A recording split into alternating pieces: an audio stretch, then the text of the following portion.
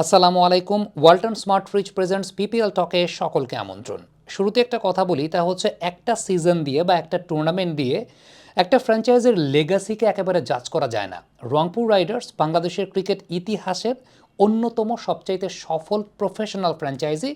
Cricket মাঠের খেলায় কখনো কোনো টিম ভালো খেলবে, কখনো কোনো টিম খারাপ খেলবে। রংপুর রাইডার্স এই ফ্র্যাঞ্চাইজিটাই দেশের মুখটাকে কিন্তু উজ্জ্বল করেছে, তারা গ্লোবাল টি-20 চ্যাম্পিয়ন হয়ে এসেছে। এই সিজনটায় খুব ভালো যাচ্ছিল, জাস্ট একটা ফেজে এসে তারা মোমেন্টামটা হারিয়ে ফেলেছে। এখন এলিমিনেটর ম্যাচটাতে রংপুর রাইডার্সের প্রবলেমটা আসলে কোথায় হয়েছে দেখেন, যে জায়গাগুলোতে প্রবলেম হয়েছে যদি সেই জায়গাগুলো ডেলিভার করতে পারতো আমরা হয়তো বা এখন রংপুর রাইডার্সের প্রশংসাই করতাম। বাট ক্রিকেট এমন একটা ক্রুয়েল গেম যেখানে আসলে আপনার ওই দিনটার পারফরমেন্সের উপর ডিপেন্ড করে। কোটি টাকার উপর খরচ করেছে রংপুর একটা পার্টিকুলার ম্যাচের জন্য। জেমস বিটস, টিম ডেভিড এবং আন্দ্রে রাসেল এই তিনজন ক্রিকেটারকে তারা নিয়ে এসেছে, বাট সামহাও ক্লিক করে নাই, সামহাও কাজ করে নাই।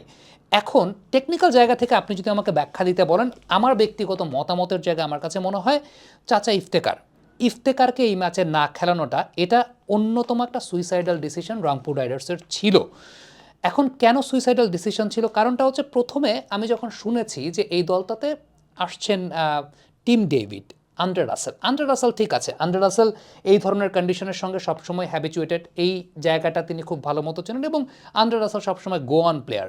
তিনি তার ব্যাটিং না হলেও বোলিংটা আছে, সেটা দলের জন্য একটা খুব কার্যকরী। কিন্তু রংপুর রাইডার্সের টিম কম্বিনেশনে আসলে টিম ডেভিডের প্রয়োজনীয়তাটা ছিল কিনা, রংপুর রাইডার্সের কিন্তু দরকার ছিল আসলে টপ অর্ডার ব্যাটার। টপ অর্ডারে তারা স্ট্রাগল করছিল এবং প্রতিদিন যখন তারা টপ অর্ডারে স্ট্রাগল করছিল, চাচা ইফতেকার মিডল অর্ডারে ইনিংসটাকে ক্যারি করে নিয়ে যাচ্ছিলেন। এবং এই ম্যাচটাতে আসলে কি প্রয়োজন ছিল আমি আপনাকে বলি। টপ অর্ডার যদি কোলাপস করে, ধরেন 7 বা 8 বা 10 রানে 2 উইকেট পড়ে গেছে, চাচা ইফতেকার নেমে সেই সময়টাতে যেটা করবেন 10-12 ওভার পর্যন্ত তিনি একটা ইনিংসটাকে ডিপ ক্যারি করবেন, 10-12-15 ওভার পর্যন্ত ইনিংসটাকে ডিপ ক্যারি করবেন। He is that kind of batter. Rest of the 5 overs the job is to Andre Russell. Ultimately এটাই তো আসলে হওয়া উচিত। এবং এই জায়গাটাতে আমার কাছে মনে হয় চাচা ইফতেকারকে রংপুর রাইডার্স মিস করে গেছে। টুর্নামেন্টের আগের ফেজগুলো তো ব্যাপারটা কিন্তু এরকমই ঘটেছে। চাচা ইফতেকার একটা মোমেন্টাম তৈরি করে দিয়েছেন, নুরুল হাসান সোহান সেই মোমেন্টামটা ক্যাপিটালাইজ করেছেন। এখন ইফতেকার এই টিমটার সঙ্গে অলরেডি সেটেলড, ইফতেকার এই টিমটার সঙ্গে অলরেডি সেট ইন, তিনি অলরেডি তার জেলিংটা তৈরি হয়ে গেছে, অ্যাডজাস্টেড এই জায়গাটার সঙ্গে। তো তাকে ওই জায়গাটায় আমি ব্যক্তিগতভাবে মিস করেছি রংপুর রাইডার্স টিমে, এটা আমার ব্যক্তিগত মতামতের জায়গা। টিম ডেভিড, ফ্যাক্টটা হচ্ছে এই সময়টায় আরেকটা ব্যাপার ঘটেছে, সেটা হচ্ছে টিম ডেভিডের মতো ব্যাটাররা আসলে 10-12 ওভারের পরেই তারা ব্যাটিং করবেন, এটা আপনি জানেন। কিন্তু তাদেরকে ওই 10-12 ওভারের পরে ব্যাটিং করতে দেওয়ার জন্য তো রসদটা লাগবে, সেই রসদটা তো আসলে পায় নাই। শেখ মেহেদী এবং সাইফুদ্দিনকে প্রমোট করা হয়েছে, তাদের জন্য এটা একটা সুবর্ণ সুযোগ ছিল, তাদের জন্য সুবর্ণ সুযোগ ছিল ইনিংসটাকে একটা ডিপ ক্যারি করা। এবং এই কারণেই কিন্তু যে টিম ডেভিড এবং আন্দ্রে রাসেলকে আপনি 10 ওভারের পরে বা 12 ওভারের পরে আপনি তাদের কাছ থেকে ম্যাক্সিমাম আউটপুটটা নেবেন।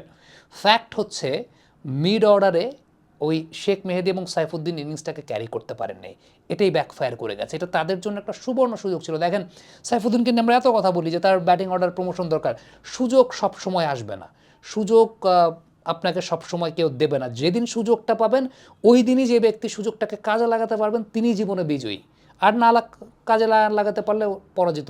পৃথিবীতে এরকম অনেক মানুষ আছেন যাদের পটেনশিয়ালিটি আছে, তারা জানেন যে তারা সেটা পারেন, তারা ওই কাজের জন্য কেপেবল, কিন্তু সঠিক সময় সঠিক ডেলিভারটা করতে পারেন নাই, তার লাইফ কখনো সেট হয় নাই। পৃথিবীতে প্রচুর মানুষ আছেন প্রত্যেকটা প্রফেশনে, প্রত্যেকটা ক্যারিয়ারে, যে তিনি পারেন, তার সেই সক্ষমতা আছে, তার সেই ক্যালিবার আছে, তার সেই ক্যাপাবিলিটি আছে, তিনি নিজেও জানেন তিনি পারেন, কিন্তু সঠিক সময় সঠিক পারফরমেন্সটা করতে পারেন নাই। দুনিয়া তাকে কখনো বেল দেবে না, একদম এটা স্ট্রেট কাট কথা। আপনার মধ্যে সব ধরনের পটেনশিয়ালিটি থাকতে পারে, কিন্তু সঠিক সময় যদি সঠিক জায়গাটায় আপনি এক্সিকিউশন করতে না পারেন, দুনিয়া আপনাকে মনে রাখবেন, আপনি ব্যর্থ মানুষ হিসেবেই গণ্য হবেন। সো সাইফুদ্দিন এবং শেখ মেহেদের ব্যাপারে আসলে বেলায় সেটাই ঘটেছে। তাদের পটেনশিয়ালিটি আছে, তাদের ব্যাটিং সামর্থ্য আমি জানি, কিন্তু আমি জানলে পরে কোনো লাভ হবে না। রাইট টাইমে যদি রাইট এক্সিকিউশনটা না হয় বড় ক্ষতি হয়ে যায়, এবং ব্যাপারটা আসলে সেটাই ঘটেছে আসলে রংপুর রাইডার্সের ক্ষেত্রে। এবং আমার কাছে ব্যক্তিগতভাবে এটাই মনে হয়েছে যে এই জায়গাটাতে হয়তো আর একটু স্টেবল হতে পারতো রংপুর রাইডার্স যদি ইফ চাচা ইফতেকার ওয়াজ দেয়ার, ইফ চাচা ওয়াজ দেয়ার, আমার কাছে মনে হয় যে তিনি হয়তো ইনিংসটাকে 12-13 ওভার পর্যন্ত ক্যারি করতেন এবং তখন থেকে ক্যাপিটালাইজের দায়িত্বটা পরবর্তী সময় হয়তোবা করতে পারতেন না সেই জায়গাটায় আন্দ্রে রাসেল। হয় টিম ডেভিডের জায়গায় চাচার খেলা, আদারওয়াইজ টপ অর্ডার তো ফেল করেই গেছে। টপ অর্ডার বিদেশি আর দরকার নেই, আপনি তৌফিক খান তুষার আর সৌম্য সরকারকে দিয়েই খেলানো যেত যদি টিম ডেভিডকে আনা হয়। মানে এই জায়গায় ক্যালকুলেশন দুইটা ভুল হয়ে গেছে, মানে চাচা ইফতেখারকে বসে টিম ডেভিডকে খেলানো এটা টোটালি মানে আমার কাছে গ্রহণযোগ্য মনে হয় নাই এই জায়গাটাতে। ওপেনিং স্লট তো এমনিই ফেল করছে, ওপেনিং স্লট এমনিই ফেল করছে। লেটস গিভ তৌফিক খান তুষার আর আজিজুল হাকিম অ্যানাদার ট্রাই। মিড অর্ডারে তো আমার ধরার মতো ব্যাটসম্যান আছেই, চাচা ইফতেখার থাকতেন, টিম ডেভিড থাকতেন, আন্দ্রে রাসেল থাকতেন।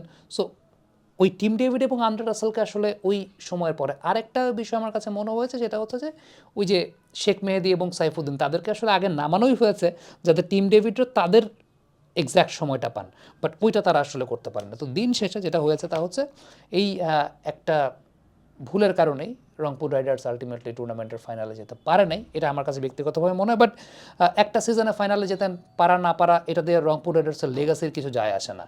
That's what I feel. এই টিমটা গ্লোবাল সুপার লিগ চ্যাম্পিয়ন হয়েছে, এই টিমটা being the most professional one.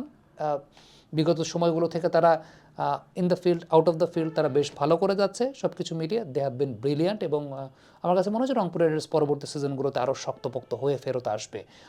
একটা টুর্নামেন্টের একটা স্টেজ খারাপ করা মানে সেই দলটা যে খারাপ দল, বিষয়টা আসলে সেরকম না। ফ্র্যাঞ্চাইজির আসল যে বৈশিষ্ট্য থাকা উচিত সেটা রংপুর রাইডার্স একদম শুরু থেকে একটা দৃষ্টান্ত স্থাপন করে আছে। এটা এখন আমরা ফরচুন বরিশালের কাছ থেকেও সেরকমটা দেখতে পাচ্ছি। Franchise should be like that. Comment বক্সে আপনাদের মন্তব্য মতামত জানতে চাই।